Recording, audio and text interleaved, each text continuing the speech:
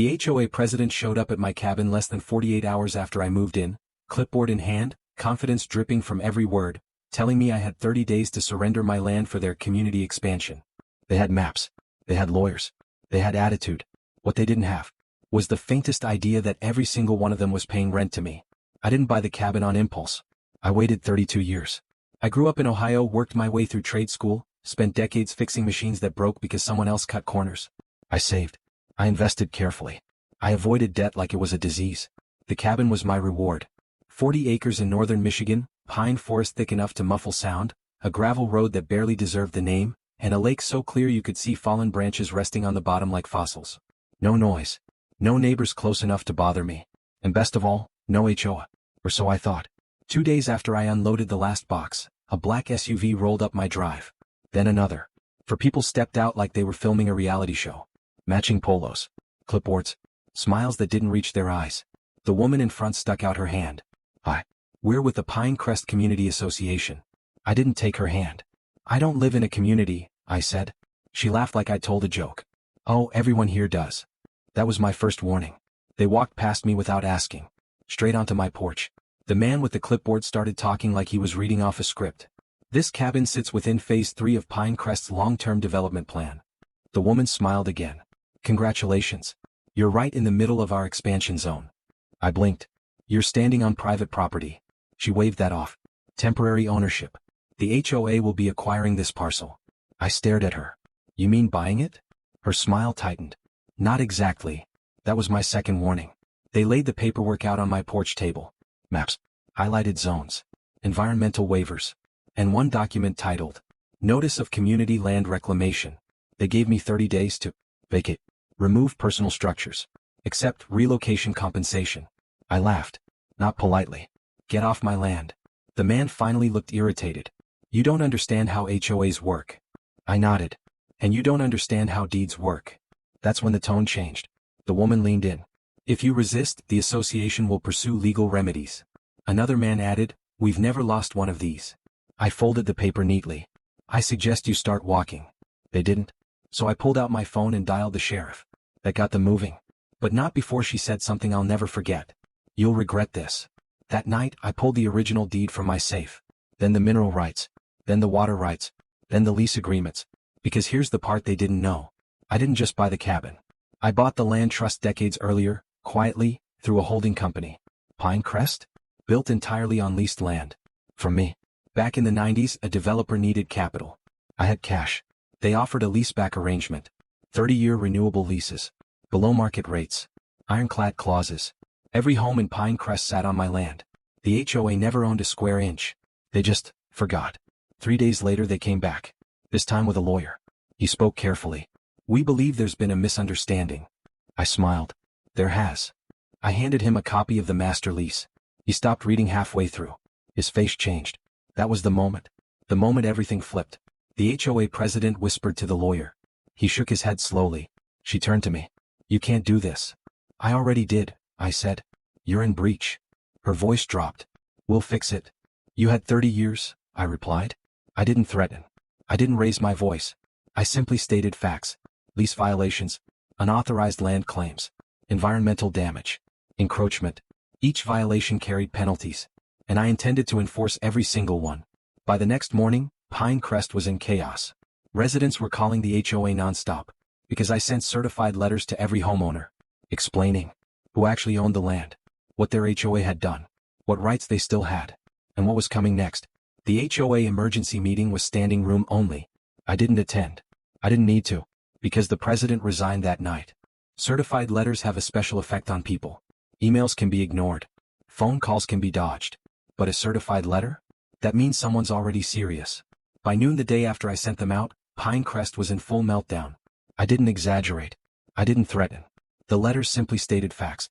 The land beneath their homes was leased, not owned. The leaseholder was my company. The HOA had acted outside its authority. Unauthorized land seizure attempts constituted material breach. And the final line hit hardest. All lease violations are currently under review. That sentence alone caused more panic than any lawsuit ever could. My phone started ringing. Unknown numbers. Voicemails. Text messages. At first I didn't answer. Let them stew. By evening I listened to the voicemails. They ranged from confusion to outright rage. Why are we just finding out about this now? The HOA told us we owned our land. They've been charging us fees for 30 years. One message stuck with me. A woman, probably in her 60s, her voice shaking. They told us you were trying to steal our homes. That one made me angry. Not because it hurt me. Because it showed just how far the HOA leadership was willing to go. The HOA held an emergency meeting that night. They didn't invite me. Didn't need to. I had a copy of the minutes the next morning. The president tried to calm the crowd.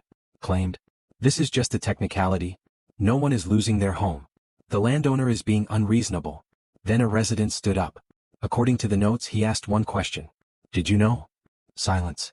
Another resident followed. "How long did you know?" That's when the treasurer broke. He admitted they'd been warned during a lease renewal review years earlier. They ignored it, because acknowledging the truth would have meant losing control. 2 days later, I received an email from the HOA's attorney. Subject line, request for discussion. Short message. Careful wording. He wanted to clarify misunderstandings. I replied with one sentence. You should review Section 14, Subclause C of the Master Lease. He did. An hour later he called. "Mr. Walker," he said, voice strained, "I need to withdraw as counsel for the association." Conflict of interest? I asked. Yes. What he didn't say, but didn't need to, was that representing them any further could cost him his license. The HOA tried to save face. They filed an injunction against me. Claimed bad faith, interference, abuse of ownership. The judge didn't even schedule a hearing. He dismissed it outright. With commentary. You cannot reclaim land you do not own. That dismissal became public record. The residents saw it. That was the moment the HOA lost the neighborhood. Power doesn't disappear quietly. It lashes out. Anonymous letters appeared in my mailbox. You'll ruin families. You're greedy. We'll make your life hell. I documented everything. Then something worse happened. Someone cut the lock on my storage shed. Nothing stolen. Just a message. I installed cameras that same night. One by one, residents started showing up at my cabin. Not angry. Scared. A retired firefighter. A young couple with kids. A widow who'd lived there since the beginning. They didn't want to fight. They wanted security. I sat them down at my table and told them the truth. I don't want your homes, I said. I want the HOA out of my business. I offered them something radical. Direct leases. No HOA middlemen. No power games. Just transparency. When the HOA realized residents were talking to me directly, they panicked. They sent cease and desist letters. Threatened fines. Tried to block meetings. That backfired spectacularly. Residents stopped paying HOA dues. The association's bank account dried up in weeks. Without funds, the HOA couldn't avoid scrutiny. Residents demanded an audit. What came out was ugly. Inflated administrative salaries. Legal funds used for consulting retreats. Selective enforcement. Suppressed documents. The audit confirmed what everyone suspected. The HOA wasn't protecting the community. It was protecting itself. Desperate, the HOA resurrected their original plan. They tried again to claim my cabin land for community benefit. This time I responded publicly. Filed a countersuit for harassment, fraud, breach of lease, slander. And I attached evidence. Lots of it. That lawsuit ended their credibility. Within a month, the president resigned. The treasurer resigned. 2 board members disappeared entirely. No farewell emails. No explanations. Just silence. The HOA building was locked. The sign came down. A vote was held. Not by the HOA. By the homeowners themselves. They voted to dissolve Pinecrest HOA. Negotiate directly with the landholder. File a joint claim against former leadership. The vote passed by an overwhelming margin. Late one evening my phone rang. It was the former HOA president. Her voice was thin. "We need to talk." "We already did," I said. "You just didn't listen." The former HOA president showed up at my cabin the next afternoon. Alone. No clipboard. No entourage. No confidence. She stood at the edge of my porch like someone approaching a wild animal. "We can still fix this," she said. I didn't invite her in. "There's nothing to fix," I replied. "You already broke it." She swallowed. "You'll destroy the community." I looked past her into the trees they'd once marked for removal. "No," I said. "I saved it." 3 lawsuits moved forward at once. My suit against the former HOA board. A class action by residents. A quiet state inquiry into HOA governance violations. The judge consolidated them. That alone told me everything. Judges don't consolidate unless they see a pattern. And this pattern was ugly. Discovery took months. Emails surfaced. Internal HOA messages. Minutes from closed-door meetings. One email stood out. "If he ever finds out he owns the land, we're finished." dated 12 years earlier. They knew. They'd always known. And they'd bet everything on intimidation. The courtroom was full. Retirees, families, veterans, people who trusted the HOA. One by one they testified. About fines, threats, selective enforcement, fear. A retired teacher looked at the judge and said, "They told us rules mattered more than rights." The judge wrote something down and didn't look up again for a long time. The former board members crumbled under oath. They contradicted each other. Blamed consultants. Blamed past boards. Blamed me. That didn't go well. When the judge asked why they attempted to seize my cabin land, the former president said, "We thought he wouldn't fight back." That sentence ended their case. The judge ruled from the bench. No delay. No theatrics. His words were measured, but devastating. The HOA was found grossly negligent. Former board members were found personally liable. Fraud and misrepresentation were established. The HOA charter was permanently dissolved. He turned to me. "You exercised restraint when you didn't have to," he said. "That matters." Rather than face appeals, the former board agreed to settle.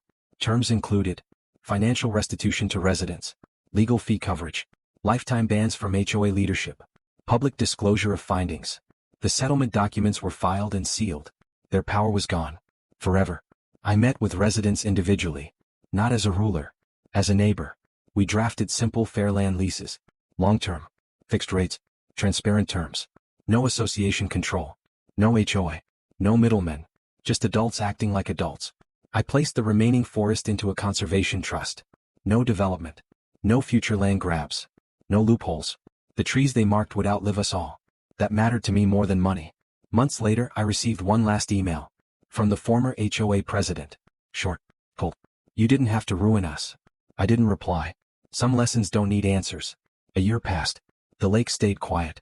Kids fished again. Neighbors waved. No violation letters. No threats. No committees. Just people living their lives. Power loves paperwork, but it hates daylight. And the moment you stop being afraid of it, it collapses under its own weight. I still live in that cabin. Same porch. Same trees. Same lake. The difference now? No one knocks on my door demanding land they don't own. Because everyone finally knows who does.